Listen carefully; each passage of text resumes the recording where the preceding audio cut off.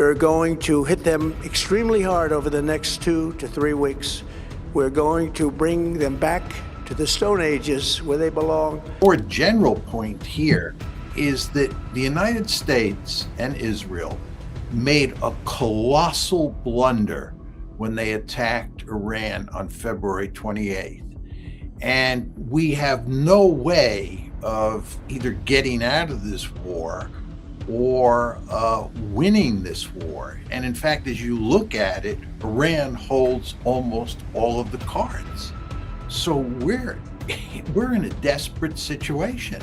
We are seeing serious trouble in the international economy. There's a very powerful sense among a lot of people that this will lead to a global recession for sure, and might very well lead to a global depression. तबाही इतनी ज़्यादा तबाही much रही है कि अब तो उतनी ज़्यादा क्या बोले रिपोर्टिंग भी आती है, तो रिपोर्टिंग ऐसी आती है यहाँ इतना ये बम फट गया वो बम फट गया, हर तरफ इतनी ज़्यादा सेंसरशिप है। आई बिलीव ईरान के तरफ से भी होगी। तो सबसे पहले ईरान की बात करते हैं। बहुत ज़्यादा बॉम्बिंग हो रही है। रिपोर्ट्स आ रही हैं कि बहुत सारे शहरों में बहुत ज़्यादा बॉम्बिंग, जैसे कि तेहरान में, जंजान में, इस्फहान में। जंजान के अंदर तो इन्होंने एक मॉस्क को भी टारगेट किया। एंड रिपोर्ट से भी आती हैं कि एक पर्टिकुलर मिसाइल बेस है जिसको वो अटैक करते रहते हैं। वो बेसिकली बीनीथ द माउंटेन्स है, मतलब पहाड़ हैं पूरे ऊपर, डीप अंडरग्राउंड है। बात करते हैं एक्सपर्ट्स के 500-800 मीटर अंडरग्राउंड है, तो उसको टारगेट करते रहते हैं पर होता कुछ नहीं है वहां से, फिर भी मिसाइल्स फायर होती रहती हैं। अब ये भी इतनी रिपोर्ट्स भी आ रही हैं कि एक पैसेंजर प्लेन को हिट किया उन्होंने शिराज के अंदर। ऊपर से दिख रहा होगा कि कोई प्लेन है, मे बी पता भी चल गया होगा कि पैसेंजर प्लेन है, पर भाई उनकी टैक्टिक तो हम आपको बता चुके हैं पिछले इतने सारे वीडियोस में कि टैक्टिक ये है कि किसी तरह प्रेशर करते रहें। ठीक है, कोई एक्चुअली मिलिट्री स्ट्रैटेजी तो है ही नहीं। ईरान के जो स्टील प्लांट्स को टारगेट किया था वहां पे बताया जा रहा है कि बहुत ही मतलब ह्यूज डैमेज हुआ है। 92 सिविलियन टारगेट्स को हिट कर चुके हैं ये लोग, जिसमें बहुत सारे तो स्कूल्स, हॉस्पिटल्स भी हैं। अब ये जो इतना स्टील प्लांट्स में डैमेज हुआ है, क्या ये वेपन प्रोडक्शन को हिट करेगा, मिसाइल प्रोडक्शन को हिट करेगा, ड्रोन प्रोडक्शन को हिट करेगा क्या ईरान में? अभी तक तो लगता है कि भाई इनके पास हर चीज का प्लान है, बट क्या इस चीज का प्लान है, we are not so sure. But एक बात तो क्लियर है कि इंडस्ट्रीज को तो बहुत बुरा इंपैक्ट आया है ईरान के अंदर। अब इस्फहान में एयरपोर्ट को भी हिट किया। अब जो यूएस का सेंट्रल कमांड है, जो बेसिकली वेस्टर्न एशिया के थिएटर को देखता है, वो बोल रहे हैं कि more than 12,000 targets we have hit. अब ये 12,000 आपने किस किस चीज़ को हिट कर दिया ये भी अपना रिलीज कर दो। आई एम 100% श्योर इसमें कितने तो सिविलियन टारगेट्स होंगे, कितने मार्केट्स होंगे, कितने स्कूल्स होंगे, कितने ज़्यादा हॉस्पिटल्स होंगे। तो फार्मास्यूटिकल इंडस्ट्री को तो टारगेट कर ही रहा था इजराइल और यूनाइटेड स्टेट्स ऑफ अमेरिका। अब जाके एक century old medical research centre है उसको भी टारगेट किया है। क्या फ़ायदा हो जाएगा ये सब करके, आप बताओ। This is absolute terrorism. तो अब IRGC ने रिपोर्ट किया है। अब वो कह रहे हैं कि हम कोऑर्डिनेटेड अटैक कर रहे हैं। कौन कौन कोऑर्डिनेटेड अटैक कर रहा है? Hezbollah, Iran and Houthis in Yemen, Ansar Allah. उन्होंने बताया है कि उन्होंने 100 heavy missiles and attack drones को यूज़ किया है अलॉन्ग विद 200 रॉकेट्स, जिसमें वो बता रहे हैं कि tens of thousands of kilometres, मतलब वो बेसिकली बता रहे हैं पूरे हमने वेस्टर्न एशिया में गल्फ कंट्रीज को टारगेट किया, साथ साथ इसराइल को भी टारगेट किया। इसराइल के अंदर क्या क्या टारगेट हुआ? इलात, जहाँ पे उनका मेजर पोर्ट है, टेल अवीव, बेनई बराक करके कोई जगह है जहाँ पे मिलिट्री ऑब्जेक्टिव्स वो बता रहे हैं कि उस सबको हिट किया। यहाँ बेनई बराक की तो वो भी आ रही हैं वीडियोस कि वहाँ पे क्लस्टर एम्यूनेशन यूज़ किया तो वहाँ पे एक वाटर पाइपलाइन ही बर्स्ट हो गई, तो पानी पानी हो गया वो पूरा। इससे बहुत लोग ये कंक्लूजन निकालने लगे, अरे डिसैलिनेशन प्लांट को हिट किया। नहीं भाई, एक पाइपलाइन फटी है जिससे पानी पूरा शहर में फैल गया, ऐसा लगता है, या काफ़ी हद तक शहर में फैल गया। फिर ये भी बता रहे हैं कि बहरीन के अंदर काफ़ी स्ट्राइक्स की हैं। अब एक जो मेजर डिफरेंस है पहले और अब में, वो ये है कि पर्सनल को भी टारगेट करना चालू कर दिया है एंड उसके रिपोर्ट्स भी आने लगे हैं, बाहर वीडियोज़ आने लगे हैं। तो अब कैजुअल्टी नंबर्स, अब यूएस तो रिपोर्ट नहीं कर रहा इसराइल की तरह, बट मैं तो ये मानता हूँ कि बैरक्स को अब टारगेट कर रहे हैं, मीन्स कैजुअल्टी नंबर्स अब काफ़ी होने लगेंगे। साथ साथ बता रहे हैं कि एक हेलीकॉप्टर यूनिट को जो एक कुवैत के बेस में था उसको हिट किया है। फिर यहाँ पे यमेनीज फोर्सेस बता रही हैं, बेसिकली अंसार अल्लाह बता रहे हैं कि उन्होंने काफ़ी सेंसिटिव इजरायली मिलिट्री साइट्स को हिट किया है। अब ये भी बताया जा रहा है कि हाइफा में जो मोसाड का हेडक्वार्टर्स था ख़त्म है। अब ये बहुत इंटरेस्टिंग है क्योंकि ईरानियन आर्मी ये बता रही है कि उन्होंने ड्रोन स्ट्राइक्स कैरी आउट की हैं बेन गुरियन एयरपोर्ट के अंदर, एंड टारगेट क्या किया है? यूएस का एक एवैक्स एयरक्राफ्ट एंड एक टैंकर एयरक्राफ्ट, मतलब कि एक रिफ्यूलिंग एयरक्राफ्ट हो गया एंड एवैक्स एयरक्राफ्ट जैसे वो सऊदी अरेबिया में एक को पूरा तहस नहस कर दिया था, जो बेसिकली रेडार्स हैं। विदाउट दीज अगर एवैक्स एयरक्राफ्ट्स को बताते हैं, इसका जो कॉस्ट है ऑलमोस्ट 800 मिलियन टू $1 बिलियन है एंड इतनी फटाफट बन भी नहीं सकते। सिंपल बात है, रेडार्स ऑन द ग्राउंड खत्म हो चुके हैं। अगर एवैक्स को भी खत्म कर देते हैं ये लोग, बहुत मुश्किल हो जाएगा। They will not be able to target anything. Israelis and Americans की बात हो रही है यहाँ पे, तो ये बहुत ही बड़ी उपलब्धि हो जाएगी ईरान के लिए अगर एवैक्स एयरक्राफ्ट इनके खत्म कर दें। And no wonder, I don't know आपने नोटिस किया कि नहीं, पीठ हेक्सेट आके बोलता रहता है हम ये कर देंगे वो कर देंगे, ठीक है, फुल ऑन स्टेरॉइड्स पे। एंड उसके बाजू में जो उनका जनरल है डैन केन, उसकी बॉडी लैंग्वेज देखो, एकदम सर झुका के खड़ा रहता है वो। एक तो क्योंकि ऐसा जोकर सा उसको मिला हुआ है डिफेंस मिनिस्टर, ठीक है, एंड दूसरा बिकॉज ही नोज की असलियत क्या है। देखो एक चीज जो है कि इजराइल से अभी ना तहस नहस की, डिस्ट्रक्शन की वीडियोज आनी काफी बंद हो गई हैं, ठीक है। मतलब मुझे तो मेरे फीड पे तो जो बहुत इंटरेस्टेड रहता है ये सब देखने में काफ़ी ख़त्म हो गई हैं। बीच में बहुत आने लगी थी when I think Israel was trying to play the victim card, but then उन्होंने रियलाइज़ किया there is no point in playing the victim card, क्योंकि जितने भी कमेंट्स हैं लोग तो खुशियाँ मना रहे हैं कि इजराइल में डिस्ट्रक्शन हो रहा है। अब IRGC बता रहा है कि बहुत ही powerful missile operation carry out किया है which has created a tent of fire stretching from Ramat Gan, जो बेसिकली टेल अवीव के अंदर है। आई गेस ये पूरे एरिया टेल अवीव के अंदर है। होलोन, पलमाचिम, बनई बराक, इन सब में अगर टेंट ऑफ फायर बता रहे हैं, इसका मतलब बहुत ही एक्सटेंसिव रेड कैरी आउट करी है। इसके अलावा ये तो बोला ही था ईरानियंस ने कि हम आपके जितने भी टेक कंपनीज हैं उनको भी टारगेट करेंगे। तो अमेजोन का जो क्लाउड बिजनेस है वहाँ पे जितने डेटा सेंटर होंगे उनको टारगेट किया गया है बहरीन के अंदर। एक चीज़ और मैं जो बताना चाहता हूँ कि अब इतने ज़्यादा कॉमन प्लेस हो गए हैं, ठीक है, मेरे इंस्टाग्राम फीड में या किसी के भी कि मिसाइल आ रही है, ये आ रही है। पहले होती थी मैं अपने स्टोरी पे शेयर करता था, पहले होती थी मैं अपने एडिटर को भेजता था, बाकी और लोगों को भेजता था कि ये देखो, बट इतना ज़्यादा हो गया ये कि सैड टू से कि मैं पर्सनली तो इससे डिसेंसिटाइज हो चुका हूँ। अब मिसाइल की दिखती है, वीडियोस आ रही हैं, लाइक अच्छा ये तो रोज़ का काम है। जैसे हमारे इंडिया में क्रिएटर्स बैन होने लगे हैं तो उनकी आती रहती है ना रील्स, मेरा अकाउंट बंद हो गया, मेरा अकाउंट बंद हो गया। ऐसे ही मिसाइल्स की जो पर्टिकुलर रील्स हैं ये भी बहुत कॉमन हो गई। हम तो कन्विंस्ड है ही हैं कि अमेरिका एंड इसराइल की हालत बहुत ज़्यादा पतली है, एंड ख़ास तौर पे अमेरिका के अपने जो रिलेशनशिप है अपने एलाइज के साथ वो भी बहुत ज़्यादा खतरे में। आने वाली जो इन्फॉर्मेशन है वो इसको डबल प्रूफ देगी आपको इस चीज़ का, ठीक है।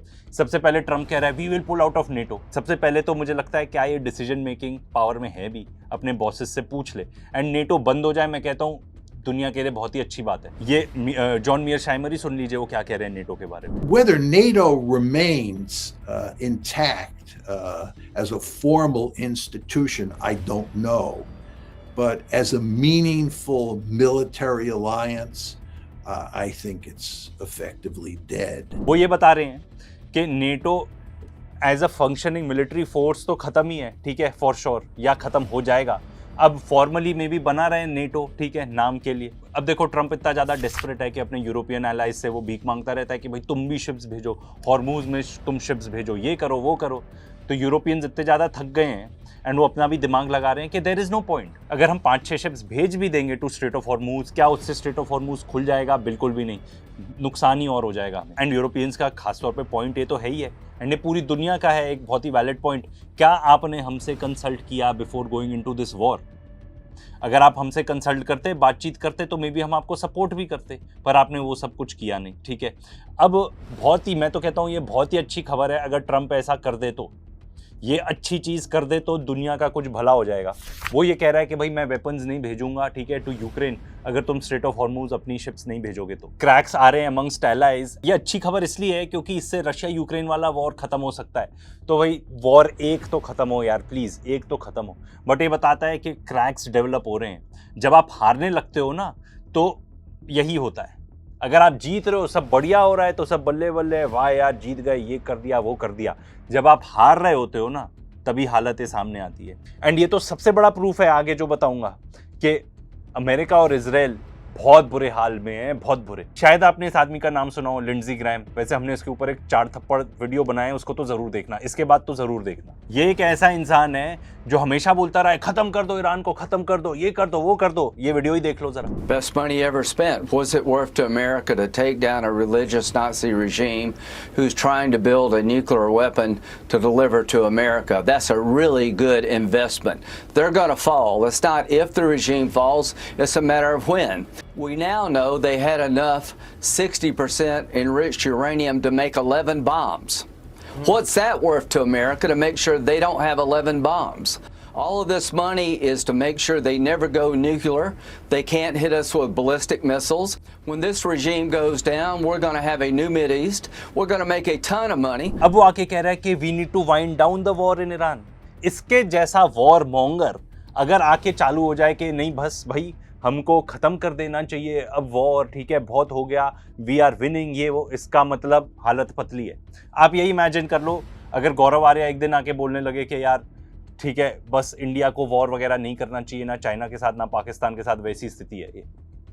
क्योंकि जो लोग उसके जैसे भी जो इतने बड़े वॉर मॉन्गर्स हैं, अगर आपको आके बताने लगे we need to exit, means हालत पतली है बॉस, बहुत पतली। एंड इससे भी अंदाजा लगा लो, नेतन्याहू आके कह रहा है कि Iran is still a threat to Israel but no longer an existential one.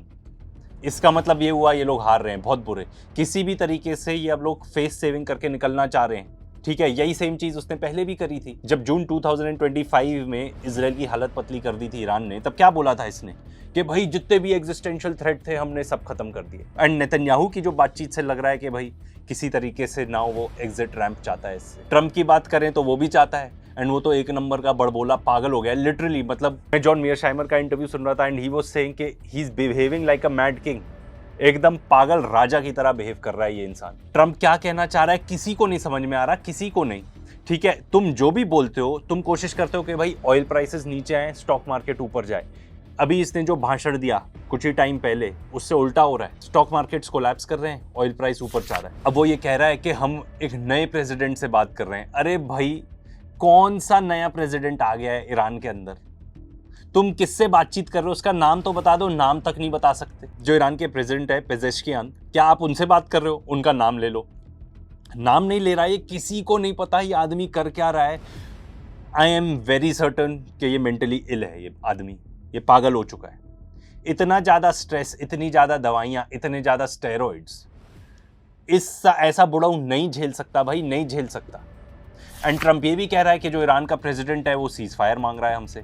भाई ईरान ने क्लियरली आके डिनाई कर दिया, ऐसा कुछ हुआ ही नहीं। एंड किसी भी आधे समझदार आदमी को ये पता होगा कि ईरान जीत रहा है, वो सीज फायर मांगेगा ही नहीं, सीज फायर मांगने वाले तो तुम लोग हो। ये जो अभी मैंने आपको स्टेटमेंट्स बताई, ये बात थी कल की, ठीक है, कल रात की। अब आज सुबह जो इसने स्पीच दी है, मतलब हमारे इंडिया के सुबह में, उसमें कह रहा है we will hit them extremely hard, next 2-3 weeks में we will hit them extremely hard. फिर से कह रहा है कि जो पावर प्लांट है उसको भी धमकी दे रहा है कि हम पावर प्लांट फोड़ देंगे, we will bomb them to the stone age, इस टाइप की बातें कर रहा है वो। ये देखो ये कैसे जाहिल की तरह, असली टेररिस्ट की तरह बात कर रहा है, ठीक है, एकदम ही बेवकूफ़ी वाली बात।